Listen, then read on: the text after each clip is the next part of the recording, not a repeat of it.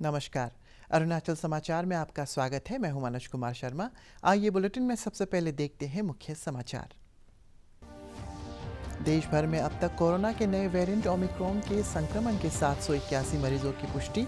मुख्यमंत्री पेमा खांडू ने कहा, पूर्वोत्तर सहित देश के कई राज्यों में ओमिक्रॉन वेरिएंट के संक्रमण को देखते हुए राज्य स्वास्थ्य विभाग को एहतियाती कदम उठाने और टीकाकरण में तेजी लाने के लिए किए गए हैं निर्देश। मुख्यमंत्री पेमा खांडू ने पापुमपारे के चैसा विलेज में ऑर्गेनिक फार्म का किया दौरा। कहा, जैविक खेती और बागवानी के माध्यम से राज्य के सभी इलाकों में फलों और सब्जियों का उत्पादन बढ़ने से प्रदेश में ताज़ा फलों और सब्जियों की मांग पूरी होने के साथ ही किसानों की आय बढ़ने में मिलेगी मदद। केंद्रीय मंत्री डॉक्टर जितेंद्र सिंह ने कहा है कि केंद्र सरकार ने पूर्वोत्तर क्षेत्र परिषद के माध्यम से नॉर्थ ईस्ट में अगरबत्ती, चारकोल और बास्केट क्लस्टर स्थापित करने का किया है निर्णय। कहा, पूर्वोत्तर के युवाओं को स्टार्टअप स्थापित करने के लिए किया जा रहा है प्रोत्साहित।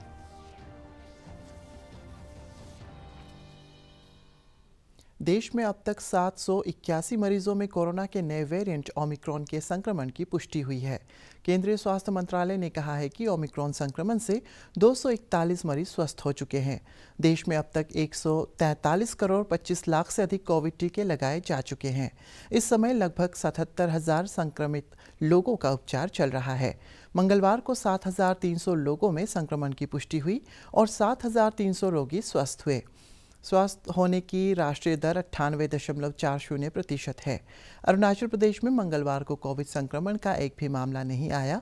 मुख्यमंत्री पेमा खांडू ने कहा है कि पूर्वोत्तर सहित देश के कई राज्यों में ओमिक्रॉन वेरिएंट के संक्रमण को देखते हुए राज्य स्वास्थ्य विभाग को एहतियाती कदम उठाने और टीकाकरण में तेजी लाने के निर्देश दिए गए हैं।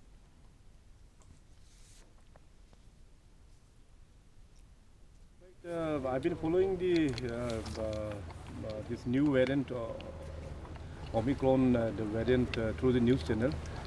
उसको देखते हुए मैंने हेल्थ डिपार्टमेंट को एक रिव्यू प्रेजेंटेशन मैंने दिया है और हेल्थ डिपार्टमेंट का मुताबिक the new variant which is already entered India and also our north eastern states, तो इसमें थोड़ा सा ये है कि स्प्रेडिंग काफ़ी हाई स्पीड में स्प्रेडिंग हो रहा है और मगर उससे उतना ज़्यादा इम्पैक्ट अभी तक कुछ कह नहीं पा रहा है हेल्थ एक्सपर्ट की। ज़्यादा डिस्ट्रक्टिव शायद अभी तक का जो रिपोर्ट जो आ रहा है उतना डिस्ट्रक्टिव तो नहीं है।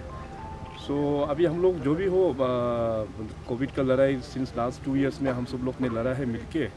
सो we are with experience also, तो our state is very different. मुख्यमंत्री पेमा खांडू ने मंगलवार को राजधानी ईटानगर के चैसा विलेज में ऑर्गेनिक फार्म का दौरा किया, जिसमें फलों और सब्जियों का उत्पादन किया जाता है। अपने एक ट्वीट में मुख्यमंत्री ने कहा है कि राज्य में ऑर्गेनिक खेती को बढ़ावा दे रहे किसानों से मिलकर खुशी हुई।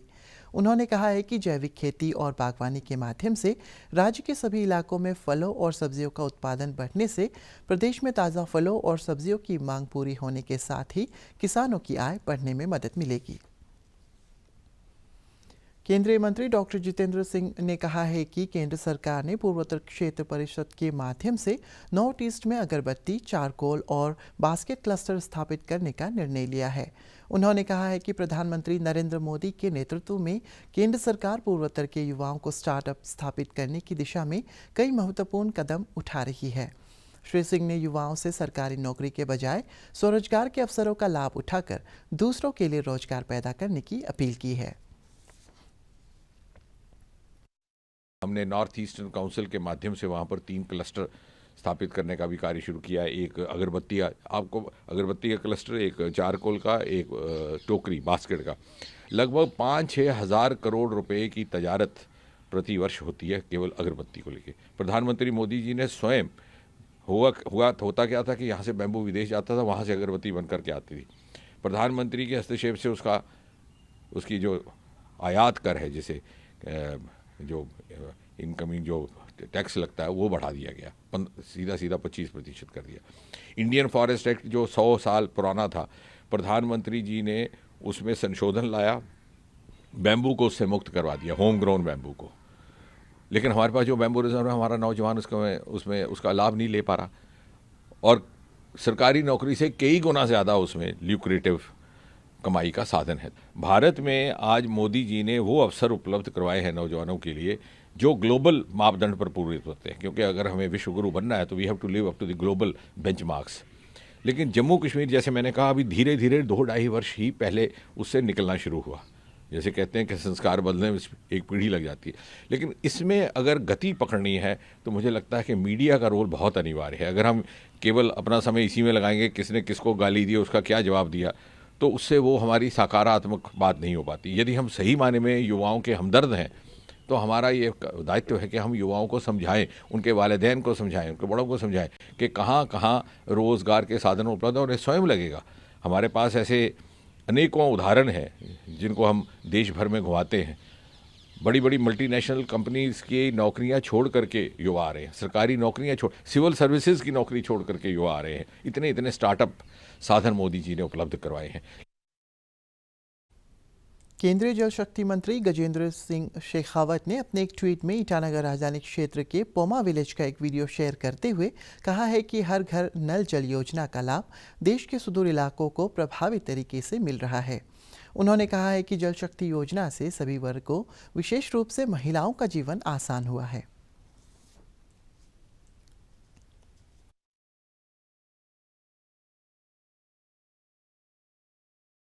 धन्यवाद। मेरा तहे दिल से आप लोगों को मैं धन्यवाद देता हूँ। और आप लोगों वहाँ से हम लोग का बस्ती में ये पानी, जल जीवन सुरक्षा, ये सबको चेक करके आप लोगों हम लोग को बताने के लिए आए हैं। ठीक है, तो हम लोग पहले ऐसे हुआ था ये पानी जब नहीं आया था ना, तो हम लोग जब भी खेती करके बस्ती में चला आता है तो हाथ पाँव धोने का मौका भी मिलता था नहीं है, तो साफ सुथरा होता ही नहीं है। जैसे हम लोग पहले का औरत लोग दिन को हम लोग खेती जाता है, फिर ऐसे शाम होगा, फिर वहाँ से पानी लेने के लिए 1 घंटा तो लगता है आने जाने में। वहाँ से लेके फिर जल्दी हम लोग बच्चा के लिए खाना, पति के लिए खाना, ये सब रेडी करने के लिए बहुत चिंता हो के खुद का बदन को भी नहा धुआ ऐसे ना साफ सुथरा होता ही नहीं है। आजकल ये गवर्नमेंट आके हम लोग को ये जल जीवन सुरक्षा पानी घर घर में, हर बस्ती में, हर घर में पानी आ गया है, तो हम लोग साफ सुथरा रहता है। सब औरत लोग ना, वोमेन लोग ऐसे करके हम लोग अच्छा लगता है। तो यही हम लोग आप लोगों को बता देता है। पहले हम लोग ऐसे तकलीफ है, आज हम लोग बहुत सुविधा मिलता है। जैसे हम लोग चाहता था आज ही मिल गया। हम लोग सोचता है हम लोग स्वर्ग में बैठ रहा है जैसा ना। मुख्यमंत्री पेमा खांडू ने जे शोंखापा के 601वें महापरिनिर्वाण गार्डन गाछो छेनमो के अवसर पर प्रदेश के लोगों को शुभकामनाएं दी है। अपने संदेश में मुख्यमंत्री ने कहा है कि उनकी शिक्षा सभी वर्ग के लोगों में खुशहाली पर आधारित है।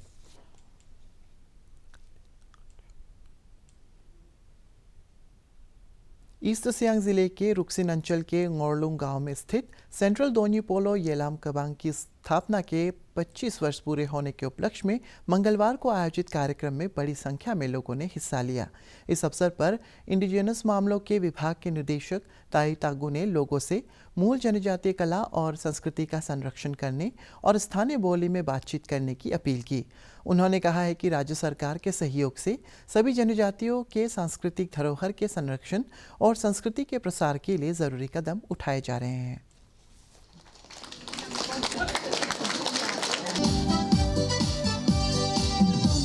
अरुणाचल हलो डेवलपमेंट अंगोर मानम लेगा पेंगोलु लेकोनम लेमलो we are very frustrated ngolu gerdurum kapela ngolu ge yebom nam him development in tobia me ngolu him doni polo om ken kumai ngol ato om ken kumai ina me hufage ngolu anyong ko ken kai documentation no kom delog lega ngolu ladung hupak yedu holo ngolu are bede angu ko ihidung bulu kom angu ko ihidung ngolu kom tu ngolu ke hupak ke short kami ngolu organized religion mada ito ina me ami ke dinga hupak kom nisi lokom adi lokom ngolu glupo pokina me intellectual professors ke dinga kom ludung ngolu kapai ha atone emna me bulung kom tatkina me buludung buluk ada de lo hengoluk religion heme hengoluk doni polo he kadung doni polo hetu tani hok len mare doni te kahidung te tani he gin dongkom kaye iname ngoluk muita hiname karon hi timeless. East Kameng जिले के लामडोंग पापू valley में paragliding प्रशिक्षण कार्यक्रम चल रहा है। साहसिक खेलों को बढ़ावा देने के लिए अरुणाचल प्रदेश पैराग्लाइडिंग एसोसिएशन द्वारा आयोजित इस 15 दिवसीय पैराग्लाइडिंग प्रशिक्षण कार्यक्रम में राज्य की 5 महिलाओं सहित 18 युवा हिस्सा ले रहे हैं। राज्य के युवा मामलों के विभाग के सहयोग से संगठन द्वारा नियमित अंतराल पर युवाओं के लिए साहसिक खेलों का प्रशिक्षण दिया जाता है।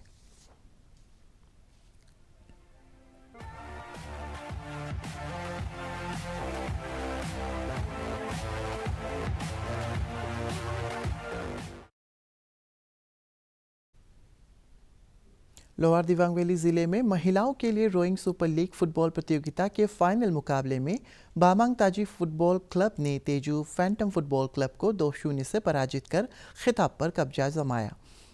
इस प्रतियोगिता के समापन समारोह को संबोधित करते हुए पर्वतारोही तीने मीना ने महिलाओं से आत्मनिर्भरता के लिए स्थानीय स्तर पर उपलब्ध अवसरों का लाभ उठाने और फिट रहने के लिए खेल क्षेत्र से भी जुड़ने की अपील की।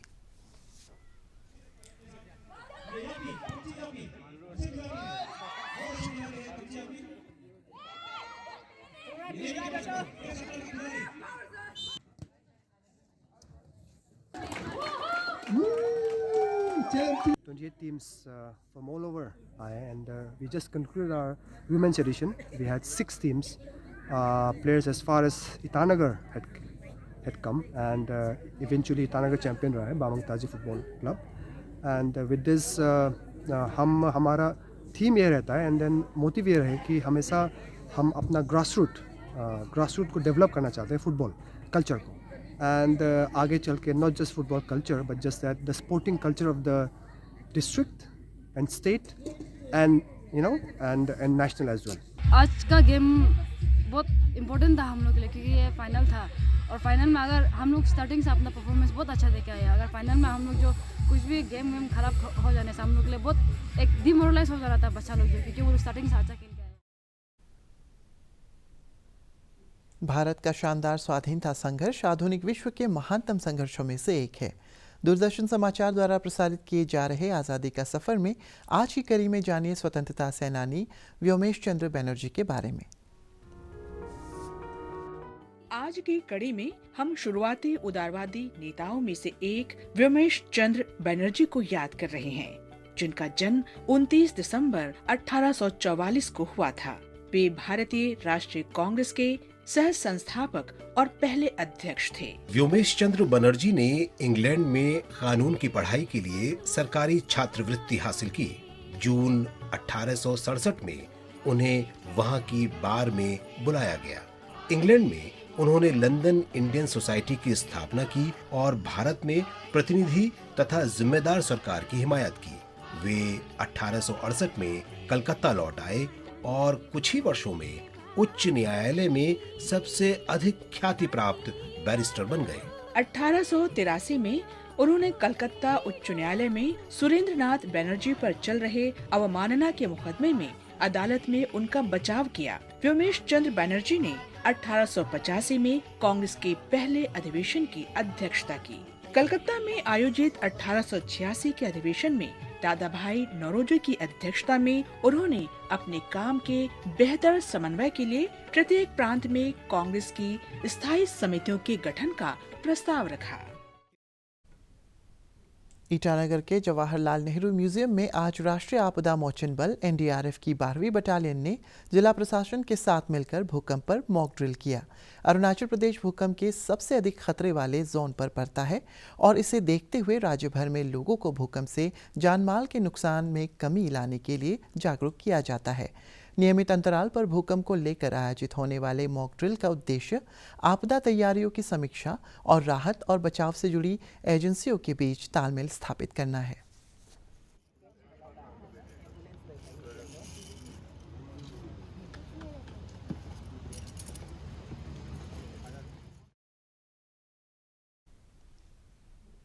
अरुणाचल समाचार के आज के अंक में इतना ही। जाने से पहले आप सभी से अनुरोध है कि कोविड-19 के दिशा निर्देशों का पालन करें, हमेशा मास्क लगाएं, बार बार हाथ धोएं और सोशल डिस्टेंसिंग के नियमों को मानें। कोरोना महामारी से बचाव के लिए आपका वैक्सीन लगवाना भी ज़रूरी है। अगर आप वैक्सीन लगवाने के पात्र हैं तो ज़रूर लगवाएं। हम कल फिर हाजिर होंगे अरुणाचल और देश और दुनिया की खबरों के साथ। चलते चलते आपको बता दें कि आप अरुणाचल समाचार हमारे YouTube channel DD news Arunachal पर भी देख सकते हैं। देखते रहिए अरुण प्रभा। नमस्कार।